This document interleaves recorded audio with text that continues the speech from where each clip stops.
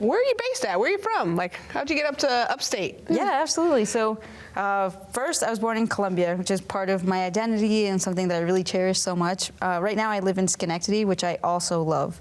I think there's a lot of history. There's a lot of really cool people trying to make really big things happen there, and I'm happy to be a part of it. Yeah, I've had a couple of artists from Schenectady on the show, and the things they're doing out there have been amazing, and the art scene is definitely kicking off. So related to that, what are some of your creative endeavors? Like, what do you dive into creatively? I like to say that I'm a multidisciplinary artist.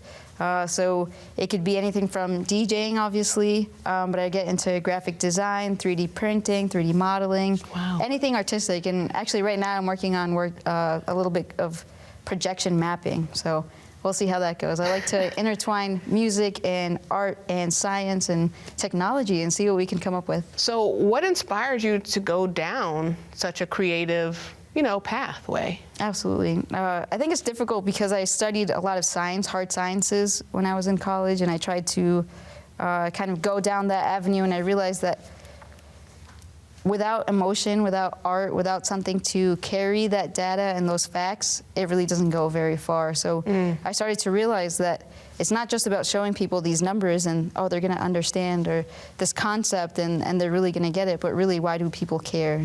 The art piece brings emotion, it brings some characters, something interesting to the projects, because I do feel like part of my culture is to be content, to be happy, even in the hardest times. That's especially when it counts most to be happy.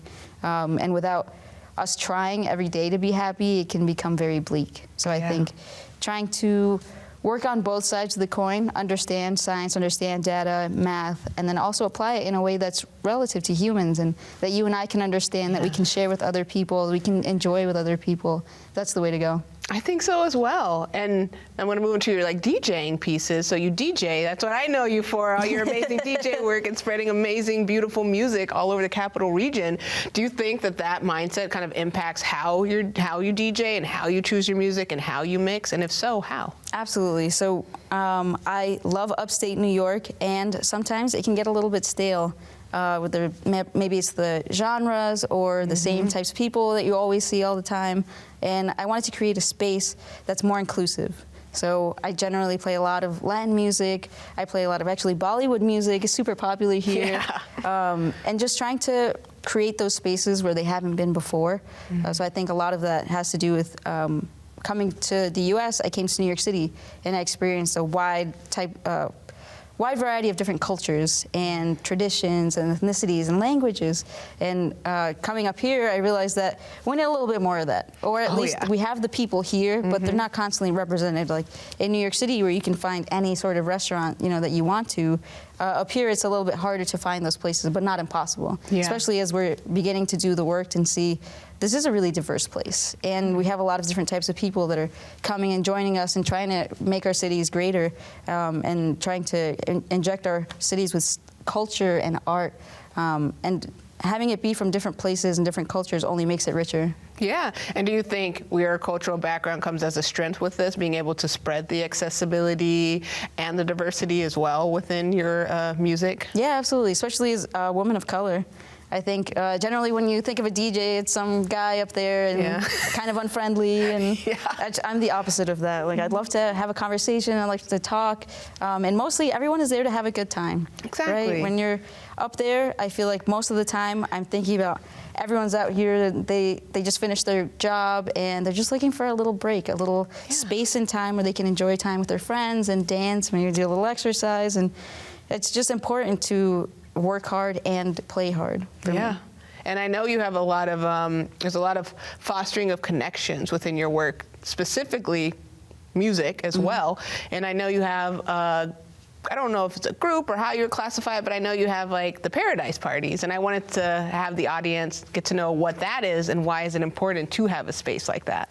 I'm sure everyone that's watching this has been in a place where your friend is getting harassed by some guy, and it's uncomfortable sometimes, and it can be really dangerous to be a woman outside at nighttime. Instead of trying to tell ladies that, oh, you shouldn't go outside or you shouldn't do this. Like, absolutely not. We're going to create a space where you are going to be comfortable. And if there's somebody who's trying to ruin your safety or your comfort or something like that, then they leave. It's not your job to leave because some guy is harassing you. So the goal of this was to create a safe space for people who don't usually feel included in the traditional nightlife. With the space, how is it, I guess, curated? Like, who's involved in it? What does it look like? Like, if I've never heard of the Paradise Parties, what could I expect going to one? Absolutely. So actually, we're working with a few DJs, Lovely, Candela, we've got Jonesy, we've got DJ Celeb, and myself, and we work together back to back to make sure that all of our nationalities are represented,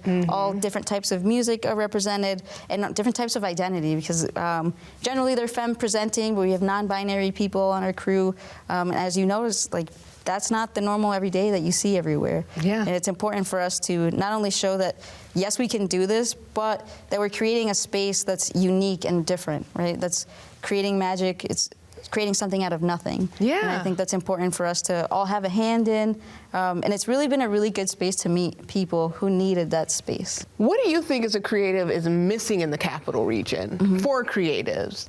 And if you do have an answer to that, do you have any idea of how we could fix it? That's a big question. It seems like it's $1 million question, Yeah. Absolutely. I think the opportunities are there, and sometimes the collaboration is missing.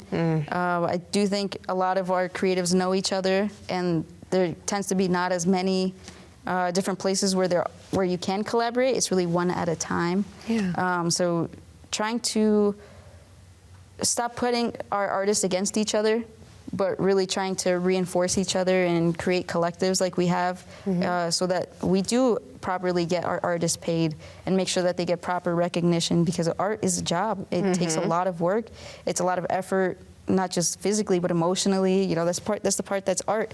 It comes out of you, and it takes a lot to really put all of that either on paper or on a computer screen or whatever your artistic method is. Yeah. It takes a lot out of you, and people should be rewarded for their efforts. I think that the trouble lies when, sometimes for me specifically, sometimes club owners are like, well, I just only paid this guy this much, so how come you want this? And then it becomes like, well, why did you just work for that little, And that can be applied to any, like, well, why did you paint this mural for that little? Well, now this guy doesn't want to pay. Yep. So I think trying to work on the relationship between the artists and trying to push each other forward is really going to be very helpful. But mostly I just want to say, it's important for us to find joy and not just struggle, because life is hard. I think throughout recent history and everything that we've been dealing with, it can be heavy. And if we don't find those pockets of joy to really spend time thinking about, like, what do I really enjoy about my life? What do I like to do? And spend time cultivating those things, it can be a little bit sad and depressing. So trying to create community and find that joy is really the medicine that we need. Thank you for highlighting that. That is something I try to live by as well. And thank you for joining us for House of Arts today, Sonia. I appreciate you. Awesome. Thank you for having me. I appreciate it, Jake.